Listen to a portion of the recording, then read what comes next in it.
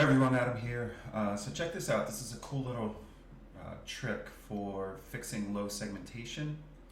You can see here, I'm going to turn on vertex tools so we can mark all these endpoints. So you can see that these arcs coming around when they were drawn, the segment count is too low.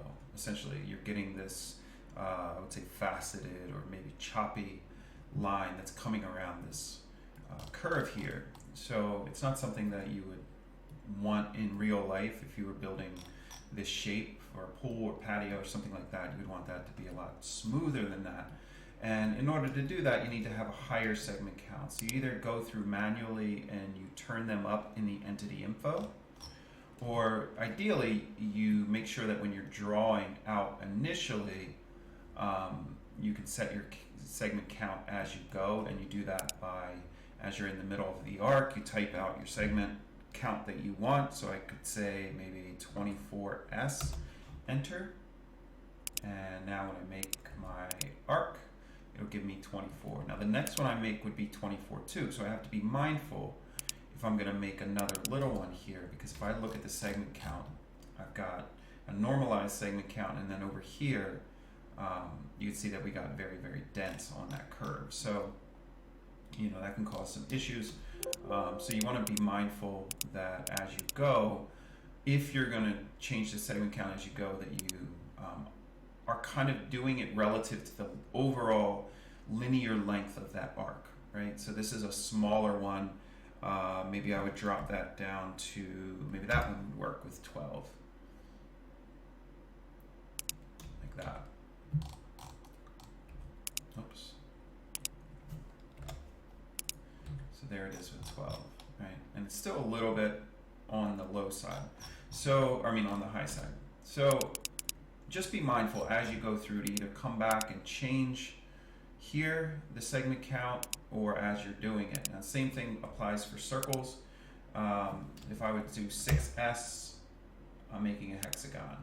If I would start drawing it out and I would do 8S, I'm making an octagon.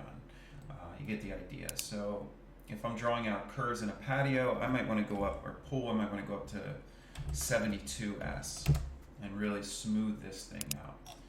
So the trick I wanted to show you guys is when I have something like this, that maybe it came in from another software or something, and I want to up all the segment count at the same time. I found a cool plugin. I actually didn't know this existed until today, and it's called Change Arc Segments from TIG, TIG. So if you go into, this is in the Sketchup plugin store, so you have to download the Sketchup plugin store from sketchup.com, the extension store, and you make an account there, and it tells you how to download and install this browser.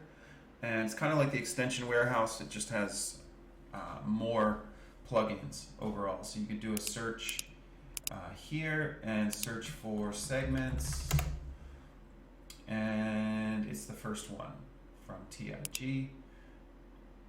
And you can download and install that, and it'll give you an extension entry. So basically what you do is you select everything. Now here's the deal with this, right? It has to be, let me just do it first of all. Change arc segments. All right, so the default's 12. Let's go up, let's go really high. Let's go up to 60. And now, let's turn on vertex tools. Now look at our curve. Every one of those curves has 60 segments in it. So they all have the exact same segment count. Now it made everything nice and smooth, but it's a little dense where the curve isn't quite as long. In, you know, you see this is less linear footage, so there's more segments being crammed into that shorter distance. So basically, once this is smoothed out like this, what I'll typically do is go in and I use another plugin from the Sketchup store. If you go in here and you search Bezier, B-E-Z-I-E-R, B-E-Z-I-E-R, Bezier, right? So you're going to get this one from Frito 6, Bezier Spline. Install that. Um, yeah, no prerequisites. So just install that. And then once that's installed, you're going to get an option in your right-click menu. And it's right here called BZ Convert To. So with BZ Convert To, now I can go down and do Polyline Divider. So I'm going to actually divide this up. And I want to divide it up by the distance of my border stone. So I'm going to try that again. I'm actually going to deselect anything past this kind of sharp angle here, because the way that Polyline Divider works is it will, let's see if I can get it to work here. So if I would grab both of these, I may need to explode the curve for it to work. Let me just try it again. Polyline Divider. All right, so if I would divide this by 6, you can see what it did, right? It screwed up that sharp corner. Gave me my 6-inch divisions. If I would measure here for 6 inches, right? I also don't know the scale of this. It might be off, and that's important. So it is. Let me take this and let me up it to maybe 45 feet across, like that. All right. So basically, when I'm using that BZ Convert To, I don't want to select past any hard angles, right? So I'm going to select that curve, that curve, that curve, that one, and that one. And now we're going to run BZ Convert. Oops, pushed the wrong shortcut. And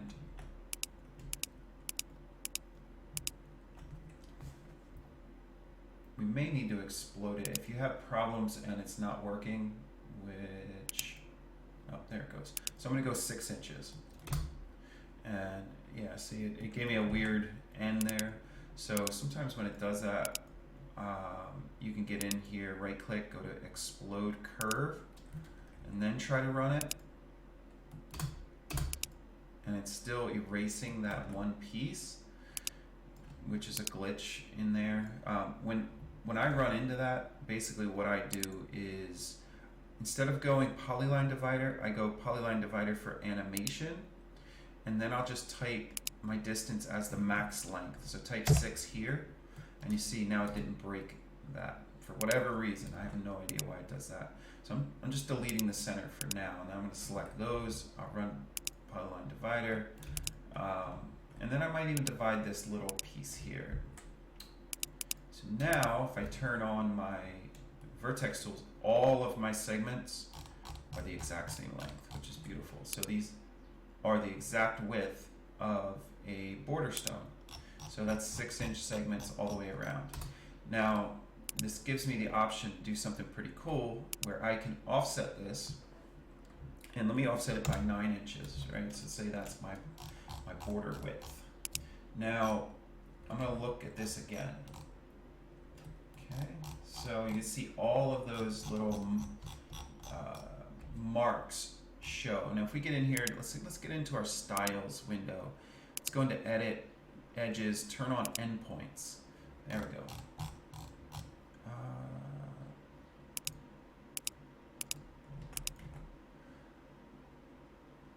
Let me, something weird here. So let me go into construction style and then turn on endpoints.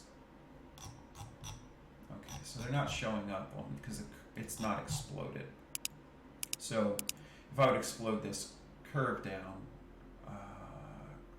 explode curve, you'd see that they would all show up. I don't necessarily need to explode it. I'm going to run a plugin called Frito Tools Mark Vertices, and that'll put a little hash mark at every vertex.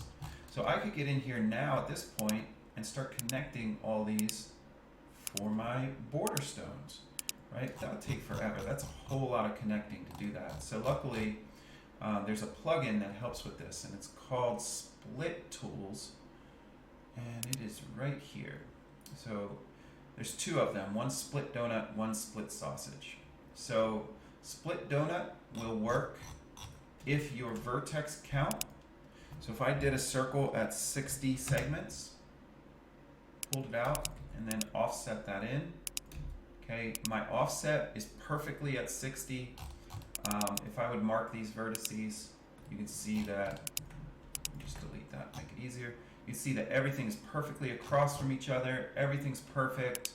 In a situation like that, I could run split donut, and now it went around and connected every one of those, and now I have my, let me reverse those faces, turn off endpoints, and now I have that nice border laid out.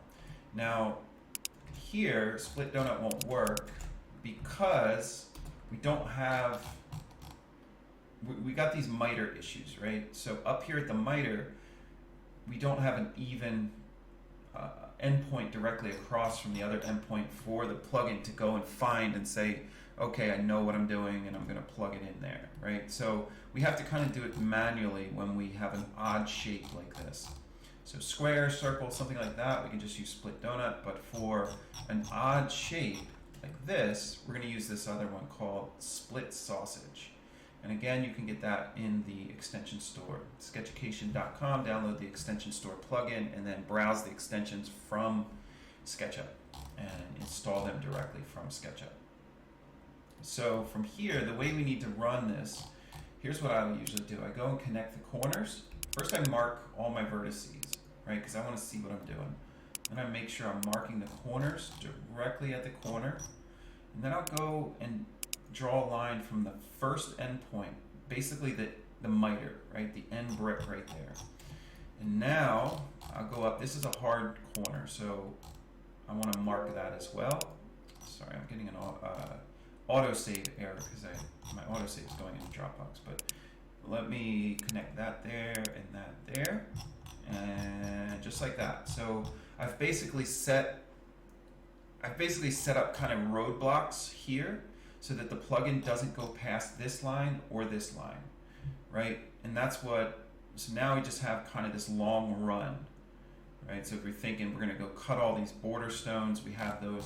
Now all we need to do, select the face, select the starting edge, and that tells me, it tells the plugin that it's gonna go in this direction, following the face from this point, and it's gonna draw a line between every one of our endpoints that we created with that BZ tools. So watch this. Boom. Just like that, 6x9s all the way around. Okay, so we're going to go up here, click the face, hold shift, click that edge, run it again. There we go, 6x9s up there. And if I wanted, I could draw these in here or just do it again right here.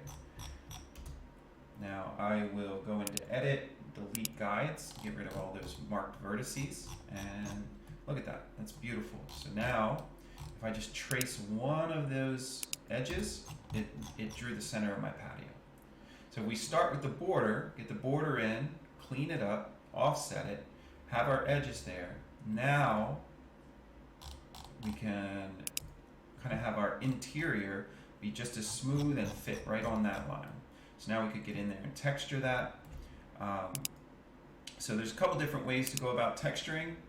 I'm not going to get too far into that, but let me just grab this default SketchUp material here, and we can right click on that, go to texture position, right click, go to change from fixed pins to these. I'm going to use the green and scale this up or rotate it like so. Alright, so now I need a border stone. Alright, so watch what I do. I'm going to grab this 6x9, move a copy of it over. I'm going to use that same texture. I'm going to texture that. Right click, without the edges selected, just the face. Right click, go to texture position. Now I'm going to position this kind of right there. I just want one stone. Right, so let's scale that up. Drop that one stone in there. Like that. Right, this is a terrible texture, awful, I would never use it. But, so now we got that one stone in there. I can right click and go to make unique texture. And now you'll see up here, if I sample it, it's just that one stone. So, now what I'm going to do is select my whole border, I'm going to triple click everything and then hold shift and double click the center, so that just selects the border. And what I typically do at this point is I group it. It's up to you. I would group it, and that would let me get inside here and just work on the border. But from here, I'm going to triple click, grab that paver that I just cut out, paste everything in there. Right? And that looks awful. Okay, so I'm going to use another free plugin to fix it. I'm going to use a plugin called Sketchup. So with everything selected, I'm going to run Sketchup, and I basically just click on there. Now it's loaded. Now I can right click on anywhere, and I'm going to go quad face map, and now we got border stones. All right, so I'm going to turn off the edges, get out of the group, and voila. So now it's screwed it up a little bit at the corner. So what I do here is I'll get in just with the paint bucket tool, hold Alt, sample the stone next to it, and then paint next to it, like that. So we can do that up here. Alt, sample, paint next to it, Alt, sample, paint next to it. Like that. Okay. There we go. And just for shits and giggles, let's do this one the same way. Now let's grab that stone, grab everything, deselect the center, paste that or paint that in there, grab Sketchup, right click, quad face map. There you go. So you can get creative. You can take more than one stone and kind of randomize them around. There's ways to do that. So there's a bunch of different ways to do this, but that's the easiest to get a nice smooth curve. Make sure everything's nice and smooth. Change the segment count back down to 6, which is the width. So we're making squares that are essentially the exact size of the 6x9. And these are actually perfectly mitered, so they actually taper down. Everything looks beautiful. If you use a better texture than this one, it'll turn out even better. Yeah, that's still pretty bad. So I have a bunch in my library that I would use over this, or there's the Teco collection. But yeah, you can cut out your border stone and create your border. Focus on nice smooth curves and use those. You know, basically the main thing that I did, just to understand, is I turned the segment count way up, and then I reduced it back down to 6 inches. So I went above 6 inches everywhere to make sure everything was nice and smooth, and then I used that Bezier spline, or however the heck you say it, Bezier spline, right? So I used that Polyline Divider and then divided it up, making sure that I selected only the areas between the angles, right? So only the free-flowing areas in order to do that. Now, if I had a straight run, really quick, such as, you know, a rectangular patio that was offset like that, you know, I could use both of those split donut. It grabs the ends. Now I could sample my texture, and it's pretty simple here. All I got to do is right-click, texture position, and kind of just move that up. Do it over here. We're going to go texture position, right-click again, and go rotate 90. Now I can move it into place. And now what I'll do, actually, texture position, I can adjust the miter so it actually fits there, like that. Kind of matches on both sides. So now what you can do is sample this side and paint over here, sample this side and paint over here. Right, so it's the orientation. I might have to adjust the position a little bit, but you're sampling the orientation, which was rotated, to do this side as well. So just like that. I could scale that down and make it fit a little better if I wanted, but you get the point. And then you can, you know, fine tune and tweak things. But that should give you a little bit of a starting point as far as getting in there and drawing out smooth curves. You know, and you want to be mindful of the segments for multiple reasons. But the other, just really quick before I get off of here, is if you do make your border here in a group, which I would recommend, I also put my patio in a group as well. So if I draw a fire pit or something on top of it, and I start to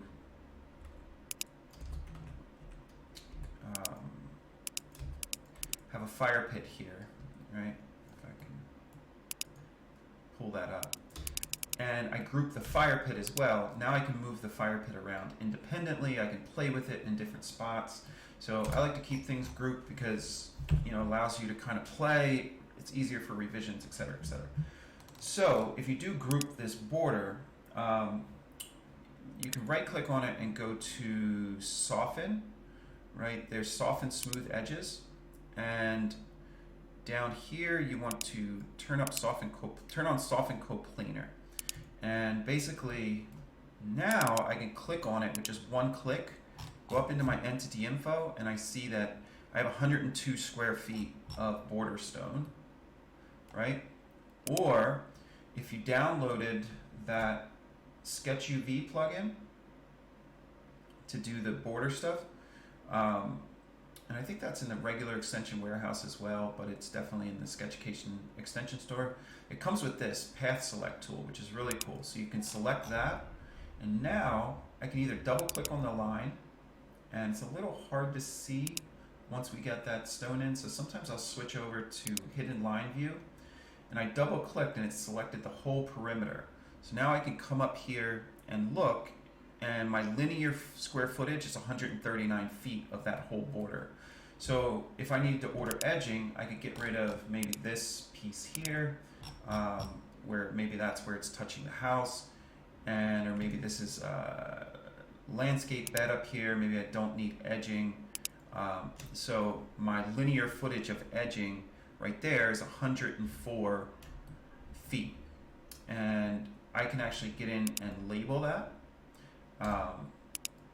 If I would grab that and use my text tool and pull that out, you know, I can type in 104 linear feet border, right? And kind of mark that. And then if I use my text tool here and I actually sample inside that area, it'll pull out, let me see here.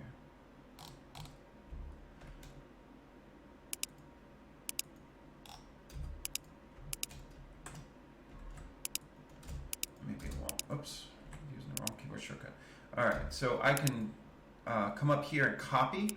So I can grab that area and hit copy, and then go to my text tool. Oh, there it goes. 52.1 square inches, but I don't want that.